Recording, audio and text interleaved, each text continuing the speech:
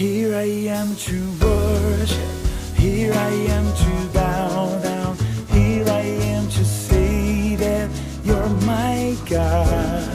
You're altogether lovely, altogether worthy. 5월 15일 스승의 날 아침입니다. 우리 영원한 스승 되시는 성령님 의지하면서 오늘 또 말씀과 기도 가운데 거룩한 하루 보내시길 바랍니다. 오늘은 제가 기도하고 함께 말씀 나누도록 하겠습니다. 하나님 감사합니다. 우리가 출애굽기 계속 묵상하고 있습니다. 하나님 이 말씀을 통해서 성령께서 말씀하시는 음성을 우리가 듣게 하여 주시고 그 음성대로 우리의 삶을 맞춰감을 통해서 하나님의 뜻대로 살아가는 귀한 하루하루 될 수 있도록 인도하여 주옵소서. 특별히 아침에 묵상하는 이 말씀 묵상을 통해서 우리의 믿음이 자라고 날마다 믿음이 성장해 갈 수 있도록 성령님 함께하여 주시고, 특별히 하나님 우리가 기도하는 것을 통하여서 우리의 삶의 어려움도 넉넉히 이겨갈 수 있도록 인도하여 주옵소서. 오늘 또 말씀하시는 하나님의 음성을 듣는 귀한 시간 되게 하여 주옵소서. 예수님 이름으로 기도드립니다. 아멘. 자, 함께 나눈 하나님 말씀은 출애굽기 17장 우리 1절부터 7절까지입니다. 제가 봉독해 드리도록 하겠습니다. 자, 이스라엘 자손의 온 회중이 여호와의 명령대로 신광야에서 떠나 그 노정대로 행하여 르비딤의 장막을 쳤으나 백성이 마실 물이 없는지라. 백성이 모세와 다투어 이르되 우리에게 물을 주어 마시게 하라. 모세가 그들에게 이르되 너희가 어찌하여 나와 다투느냐? 너희가 어찌하여 여호와를 시험하느냐? 거기서 백성이 목이 말라 물을 찾으매 그들이 모세에게 대하여 원망하여 이르되 당신이 어찌하여 우리를 애굽에서 인도해 내어서 우리와 우리 자녀와 우리 가축이 목말라 죽게 하느냐? 모세가 여호와께 부르짖어 이르되 내가 이 백성에게 어떻게 하리이까? 그들이 조금 있으면 내게 돌을 던지겠나이다. 여호와께서 모세에게 이르시되 백성 앞을 지나서 이스라엘 장로들을 데리고 나일강을 치던 내 지팡이를 손에 잡고 가라. 내가 호렙산에 있는 그 반석 위 거기서 내 앞에 서리니 너는 그 반석을 치라. 그것에서 물이 나오리니 백성이 마시리라. 모세가 이스라엘 장로들의 목전에서 그대로 행하니라. 그가 그곳 이름을 마사 또는 무리바라 불렀으니 이는 이스라엘 자손이 다투었으며 또는 그들이 여호와를 시험하여 이르기를 여호와께서 우리 중에 계신가 안 계신가 하였음이더라. 아멘. 자, 오늘 본문은 신광야를 지나 르비딤에 이르렀을 때 일어난 사건이었습니다. 자, 이스라엘 백성들은 하나님의 인도를 따라 계속 갔지만 또 물이 없는 어려운 상황을 만나게 됩니다. 그러면 이때 이스라엘 백성들의 반응은 어땠을까요? 여지없이 또 불평하고 원망하게 되지요. 단순한 원망과 불평이 아니었습니다. 오늘 성경은 이것이 모세와 다투었고 하나님을 시험했다라고 오늘 말씀은 기록하고 있습니다. 1절부터 3절을 다시 한번 보도록 하겠습니다. 이스라엘 자손이 온 회중이 여호와의 명령대로 신광야에서 떠나 그 노정대로 행하여 르비딤의 장막을 쳤으나 백성이 마실 물이 없는지라. 백성이 모세와 다투어 이르되 우리에게 물을 주어 마시게 하라. 모세가 그들에게 이르되 너희가 어찌하여 나와 다투느냐? 너희가 어찌하여 여호와를 시험하느냐? 거기서 백성이 목이 말라 물을 찾으매 그들이 모세에게 대하여 원망하여 이르되 당신이 어찌하여 우리를 애굽에서 인도해 내어서 우리와 우리 자녀와 우리 가축이 목말라 죽게 하느냐? 여러분, 이렇게 원망하는 이스라엘 백성을 보면 여러분 어떤 생각이 드십니까? 물론 이것이 처음이라면 충분히 이해할 수 있을 것입니다.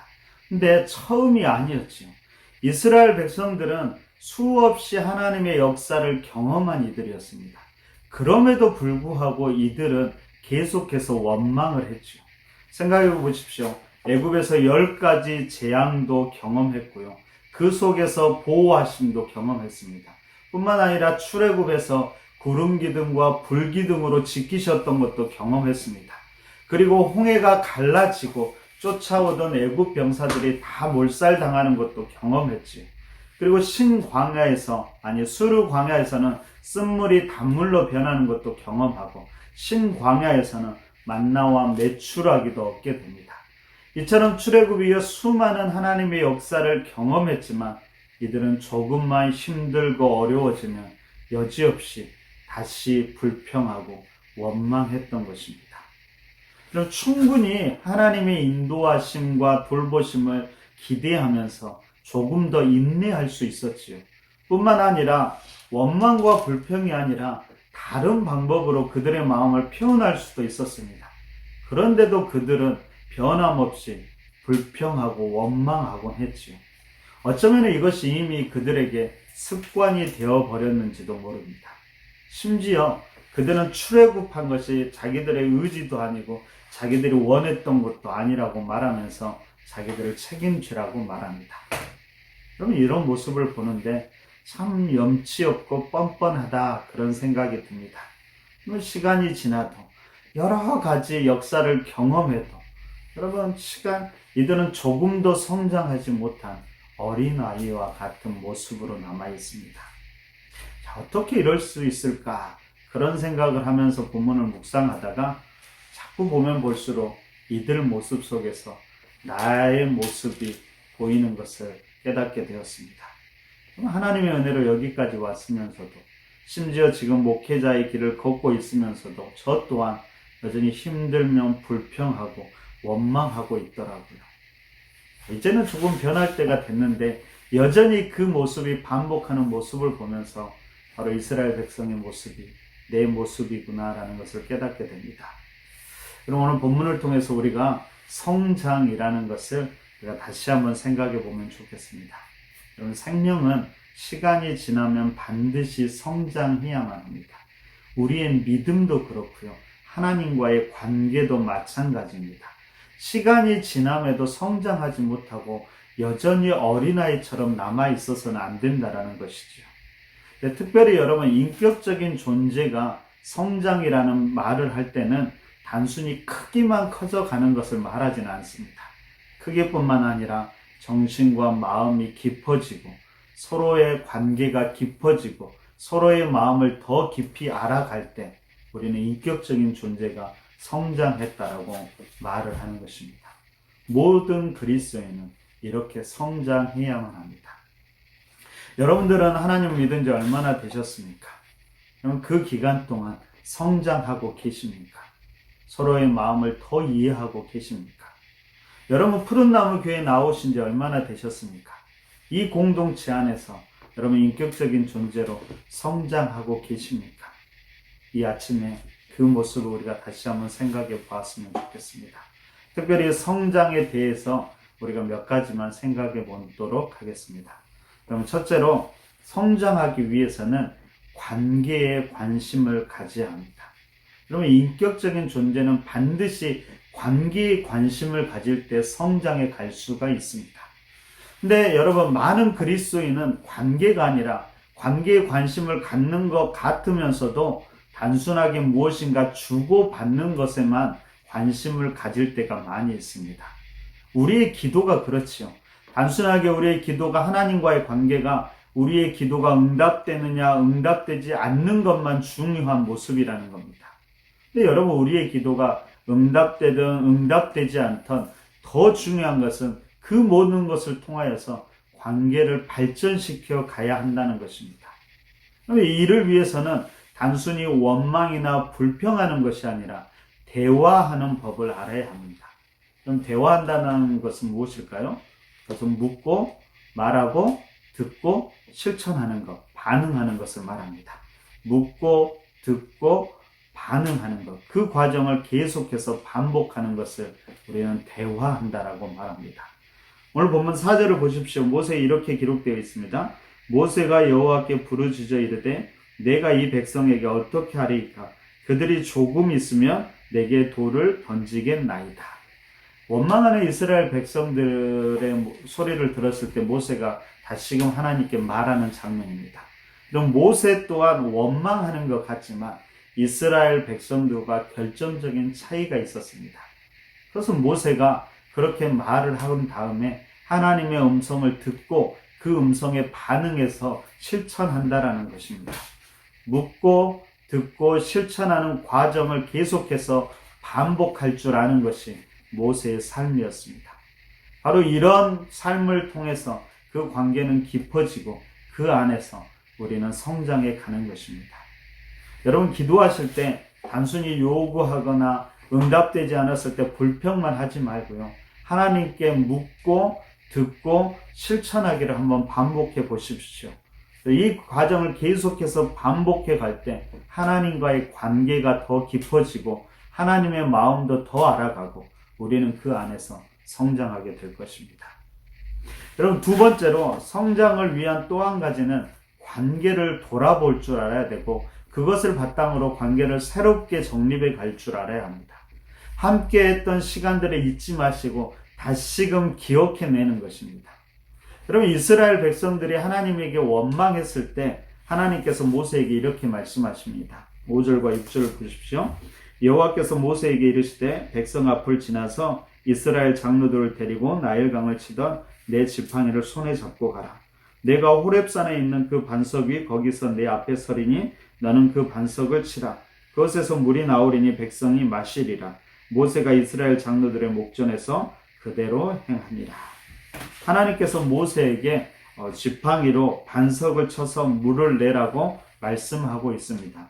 근데 오늘 본문에서 특별히 강조한 것은 그 지팡이가 나일강을 치던 지팡이라고 말하고 있습니다. 뿐만 아니라 그 지팡이로 모세가 홍해를 갈랐던 경험도 있었죠. 여러분, 이스라엘 백성들이 그 지팡이를 들고 반석을 치는 모세를 보면서 무슨 생각을 했을까요? 그래, 얼마 전에도 저 지팡이로 기적을 행했지. 저 지팡이가 지금도 우리하고 함께 하고 있지. 하나님께서 우리를 여전히 지키시고 동행하고 계시지. 아마도 그런 생각을 했을 것입니다. 여러분, 이처럼 과거와 함께 했던 시간을 돌아보면서 그 기억을 통해서 다시금 관계를 새롭게 만들어가는 것, 그 관계를 더 확고하게 만들어갈 때 그 관계는 더욱 깊어지고 성숙하게 될 것입니다. 특별히 오늘 아침에 이 두 가지를 여러분 꼭 기억하십시오. 성장하기 위해서, 관계를 깊게 하기 위해서 묻고 듣고 실천하는 그 대화의 과정을 여러분 꼭 한번 해보십시오. 두 번째로는 과거를 돌아보면서 어떤 관계를 가졌는지 여러분 다시 한번 생각해 보시면서 그것을 바탕으로 앞으로의 관계를 다시금 새롭게 해보시기 바랍니다. 하나님과 우리의 관계도 마찬가지고요. 나와 너의 관계도 마찬가지입니다.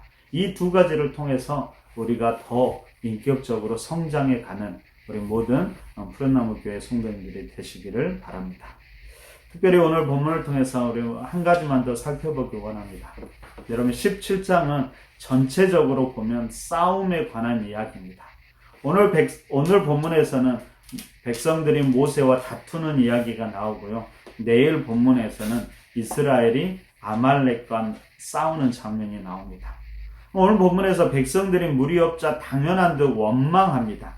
그런데도 하나님께서는 이들의 원망을 들어주시고 그들의 문제를 해결해 주시지요. 왜 그럴까요? 그들은 싸워야 할 대상이 아니라 품어주고 사랑해야 될 대상이기 때문입니다.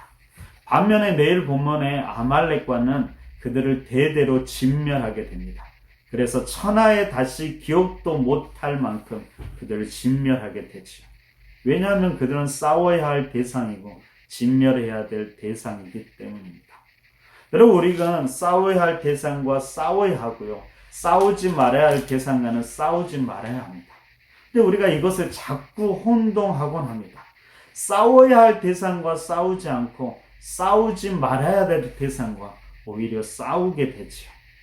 그럼 우리 가족들, 공동체 사람들, 주위에 있는 소중한 사람들은 싸워야 할 대상이 아니라 싸우지 말아야 할 대상임을 우리는 기억해야 합니다. 그들을 물론 우리가 때때로 사랑하기 때문에 싸우는 경우도 있습니다. 그럼에도 불구하고 그들은 싸워야 할 대상이 아니라 사랑하고 품어줘야 할 대상임을 잊지 않기를 바랍니다. 그럼 오늘 내가 싸워야 할 대상은 누구일까요? 그리고 사랑으로 품어주어야 할 대상은 누구일까요? 이것을 잘 분별하는 것이 지혜입니다.